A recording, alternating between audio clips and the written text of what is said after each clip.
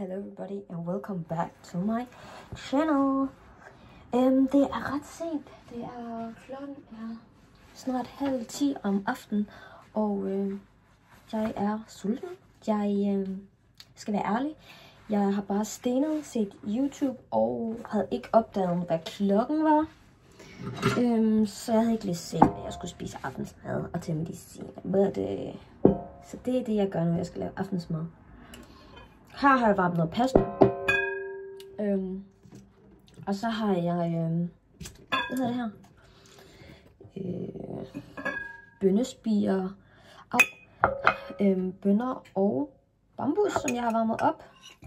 For det er noget, jeg har forberedt.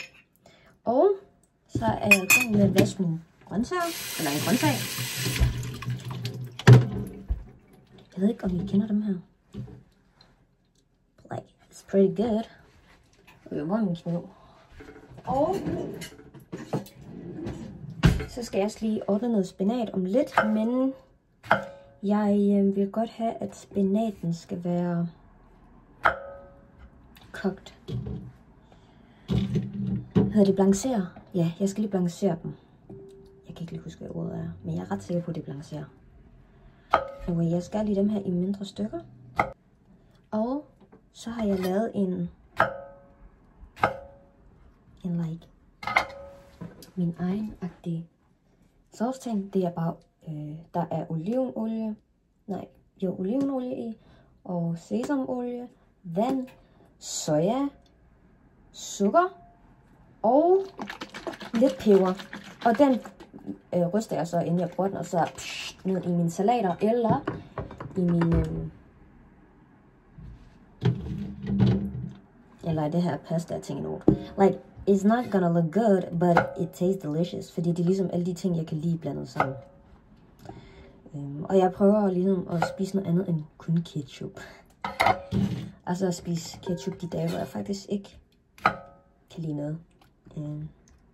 I forhold til i dag har mit forhold med mad ikke været fantastisk. Så derfor har jeg bare kombineret ting, jeg godt kan lide. Og i går, der havde jeg den her frugt i. Jeg kan ikke huske, hvad den hedder dog. Det er ikke en fersken. Er det? Jeg kan ikke huske det. Men min farmor har givet mig nogle pærer, som hun har plukket. Og jeg tror, det er den frugt, jeg vil have i dag. Så vi tager lige to af dem. Men det er de her pærer, vi bruger som vores fruit. Det var meningen, jeg vil faktisk bare lave en frugtsalat med spinat. Hvor jeg har fundet ud af, at pasta smager også godt med frugter. Det kan jeg i hvert fald godt lide. Og siden at det skal ned i den samme stomach, så synes jeg lidt, det er lige meget, man blander. Like, call me disgusting, but jeg har altid været en weird eater. I love to mix my food together, som ikke normalt passer sammen. Folk siger, at jeg har en mærkelig smagsløg, men you know what? I'm just different. I'm built different. Den her passer god ud. Skal vi lave en test?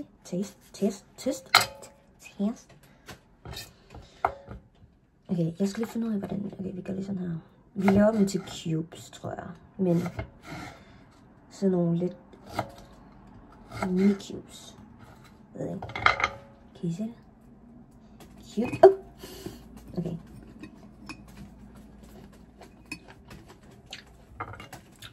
Wow. Det smager ikke så meget, men the crunchiness is very good.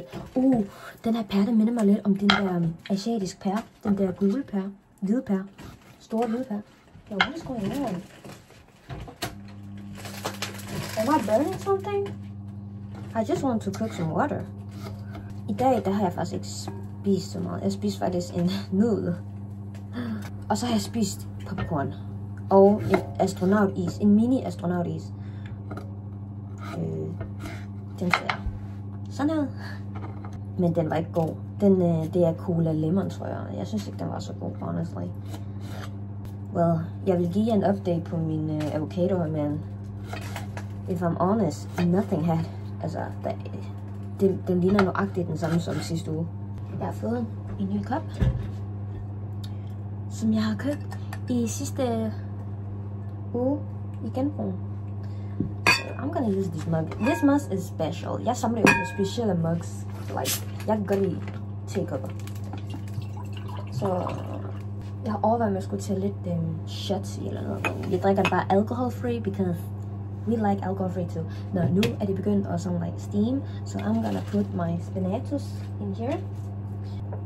Skulle jeg have taget mere spinat? Nej. Jeg plejer bare, det er fordi vandet det koger ikke helt vildt endnu, så jeg lader det bare lige ligge i 30 sekunder til 1 minut. Anyway. Skål! Jeg mangler et sugerør. Skål og glædelig lørdag. Ja. My, jeg fik et chok. Det er ikke så meget spændende, jeg har valgt. Squeezer vi lige det ekstra vand. Og jeg skal lige vise jer, hvor meget spinat der er. Like, this is nothing. But I'm gonna cut it with my bigger knife. Fordi jeg kan godt lide, at det er i mindre bite sizes. Og jeg kan godt lide at cut it after jeg har... Hvad var det nu, jeg kaldte det? Har jeg allerede snakket 10 minutter? Oh my god. Nå. Sprinkle, sprinkle, sprinkle.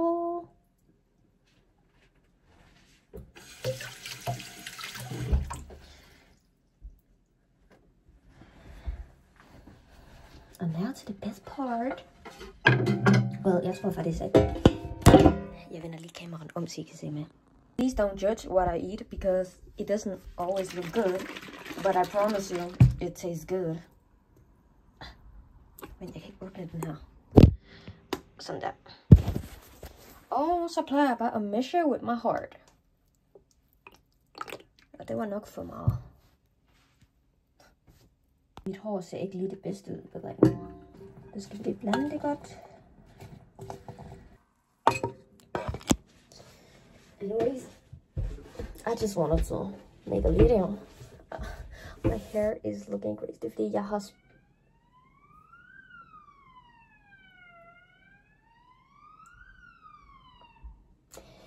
jeg har sprayet mit hår.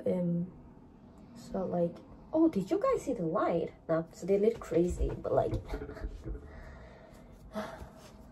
okay.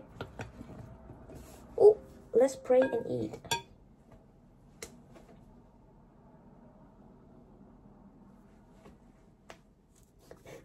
Det er koppen. Er det datoen på, hvornår den er lavet? Nej. Like, why this? The handle is so cool. I love it. Like, oh, yo. Okay, I can see. Well, jeg vil nok bruge den som en ring holder. No, yes, please.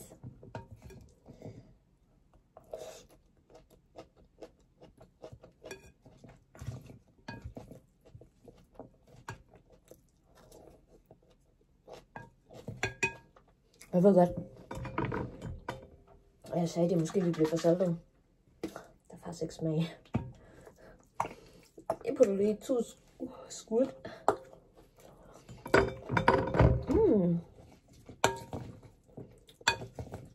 Pærerne. Det her har smagt meget bedre, hvis pærerne havde mere smag.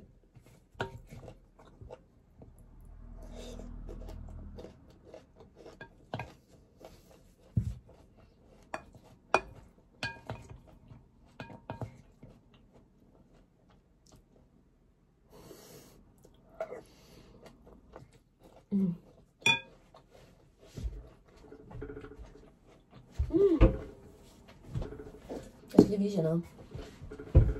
Jeg rører ikke, men jeg fandt den her i genbrugen til mine fremtidige gæster, som rører. Værsgo. I skal dog bruge den udenfor. But like, jeg har også tænkt at bruge den til noget andet. Fordi jeg har en lotusblomst. Men jeg er faktisk lidt sur med den blomst her. Anyways, som jeg købte i Amsterdam. Og jeg tænkte, den kan være her i. Og så når jeg tænder mine sticks, så kan the ashes falde hernede i. Det var det, jeg tænkte, fordi det ligner lidt vand og åkendeblade. Og det er jo en åkendeblomst. Hvad hedder sådan en blomst? Jeg glemmer at lukke mikrofonen. Anyways, det var faktisk ikke det, jeg skulle vise jer. Jeg skulle lige have seaweed. Because this would taste so good with seaweed. Oh yeah. This is like a midnight snack i stedet for aftensmad.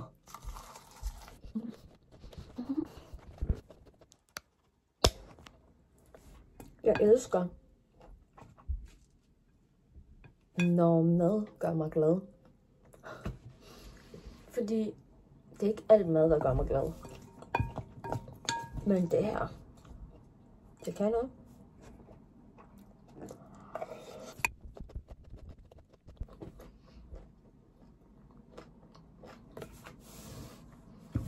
Det ligner der meget, men der er faktisk ikke meget i. Det er bare fordi skummen er gigantisk. Jeg er ret langsom til at spise. Jeg kan også være hurtig nogle gange. Men jeg kan godt lide at nyde de her wraps, jeg selv laver. Oh my god, det blev mørkt udenfor.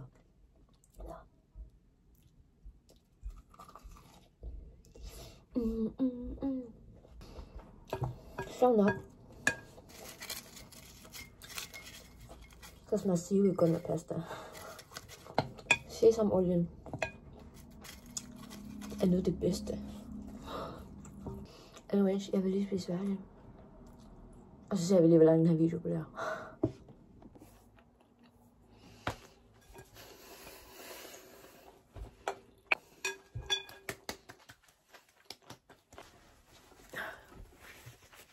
I'm done with eating. Og klokken den her 5 minutter i 10. Jeg var allerede færdig. Nu skal jeg lige vise jer en idé. Så lige nu ser situationen sådan her. En meget rød situation. Og det jeg så tænkte, det var for det første at gøre den ren. Because I don't know if you guys see the ashes. Okay, jeg er lige nødt til vesten. Så den her, det er til at falde bedre i søvn. Det her, det er kamillete. Fordi jeg er i min kamillete honey zone of my life. Jeg ved ikke, skal jeg bruge en brush til det her, eller skal jeg... I'm gonna try this water.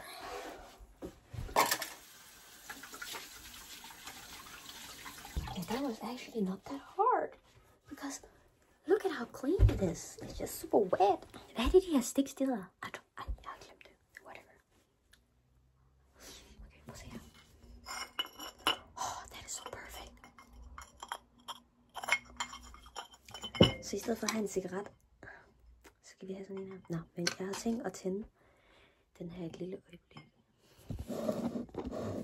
Okay, like see it. Without falling.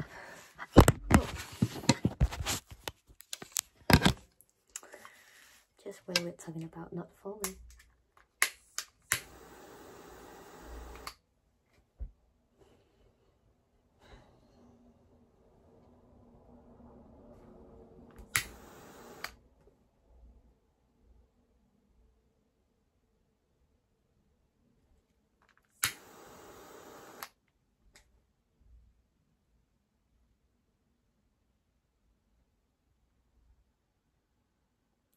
Jeg tænkte lidt på noget. Måske skulle jeg tænde der, hvor jeg sover. Whatever. Det var bare for at vise jer. Og så når jeg slukker den, så plejer jeg jo bare at gøre det på den her plastikbakke. Men det er ikke så comfortable with. Men the thing is, det her, det er keramik. Så man kan bare do it like that. Det er det fede. Plus det bliver 100 gange nemmere at rengøre. Den her, ikke? Den er lavet i maj 2022. Hvorfor står der 11-11? I don't know. But to the person who made this and put it in og gav den til genbrugen. Jeg købte den for en 10'er. That was some good money. Okay. Man kan også bruge cigaretsiderne til at holde den her. Jeg tænker nok, hvorfor har hun spisepind? Det er når jeg well, det er lidt svært at forklare, hvor længe I have it. Anyway, den her, det er jo den ekstra lugt, så den putter jeg lige her. I the cup her, sådan her, når jeg ikke bruger dem, for så kan jeg selv vælge, hvad for en jeg vil bruge. Dem her, dem tror jeg ikke, jeg bruger for længere. Og den her plade her, jeg tænker, at jeg skal lige fjerne the ashes. Oh my god. Man kan se, at jeg har brændt den. Anyway. Det var videoen for i dag. Det var bare lige en lille kort video. En meget anderledes video også. Jeg begyndte at lave nogle flere anderledes videoer, har jeg lagt mærke til. Well, det er måske fordi, jeg føler lidt for at være lidt mere chill i nogle videoer. Oh my god, mit hår er crusty. Jeg håber, at jeg lige hurtigt skal wash it. Anyway, tak fordi I så med. I look dead. I'm just tired. But I'm happy. Og jeg er mæt. Der er ikke noget til. Tak fordi I så med.